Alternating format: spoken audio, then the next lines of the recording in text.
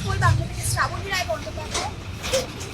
লাল দিঘিটা আমরা দেখতে পাচ্ছি, ওটা প্রয়াত পরিচালক অনিক দত্তের বাড়ি। আমরা জানি প্রয়াত পরিচালক অনিক দত্তের যে মর্মান্তিক মৃত্যু ঘটেছে সেই নিয়ে নিউজপোল বাংলা সারাদিন কালকে আপনাদের আপডেট দিয়েছে, এবং এই মুহূর্তে যে আপডেট, যেটা ময়নাতদন্তের আপডেট, যেটা এসএসকেএম হাসপাতাল কর্তৃক প্রকাশিত প্রাথমিক অনুসন্ধানে তার শরীরে ব্যাপক ক্ষতির বিবরণ দেওয়া হয়েছে, তা হলো মাথা ও ঘাড় আঘাতের ফলে মস্তিষ্কে মারাত্মক রক্তক্ষরণ হয়। তার মাথার খুলির বাম পাশ ফেটে দুই ভাগ হয়ে যায় এবং ভেতরে রক্ত জমাট বাঁধে। তার বাম গাল ও ঘাড় গুরুতরভাবে আহত।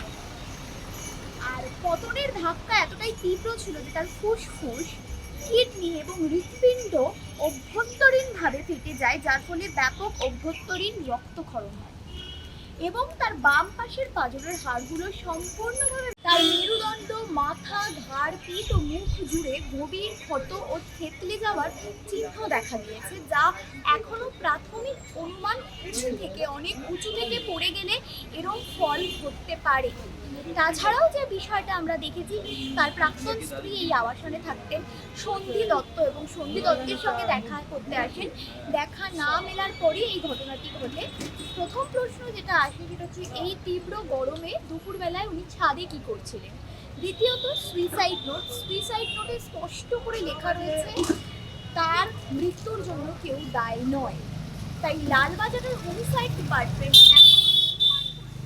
তাদের আনুমানিক তথ্য অনুযায়ী এখনো অব্দি আত্মঘাতী মৃত্যু বা সুইসাইড।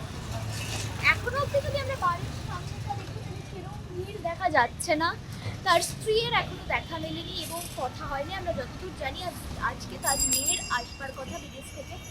আমরা একবার আবাসনের ছবিটা আপনাদের সামনে তুলে ধরবো।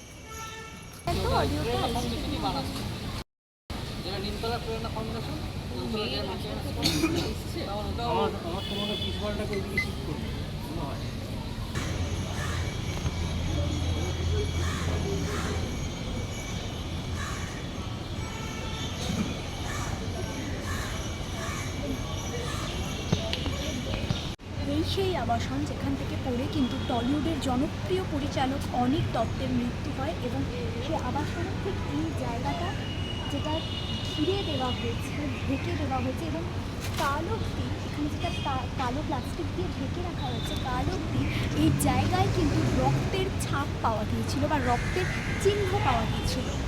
এই সেই আবাসন যেটা এখনও অবধি ময়নাতদন্ত আমরা যেটা অনুমান বা যেটা এখনো অবধি জানা গিয়েছে, অনেক উঁচু থেকে পড়ে যাওয়ার কারণে এই মর্মান্তিক মৃত্যু, এবং এই স্থানটি যেখানে পড়েছিলেন, যেখান থেকে তার দেহ উদ্ধার হয় এবং বেসরকারি হাসপাতালে যাওয়ার পর তিনি মৃত ঘোষিত হন, এবং তারপর এসএসকেএমে হয় ময়নাতদন্ত।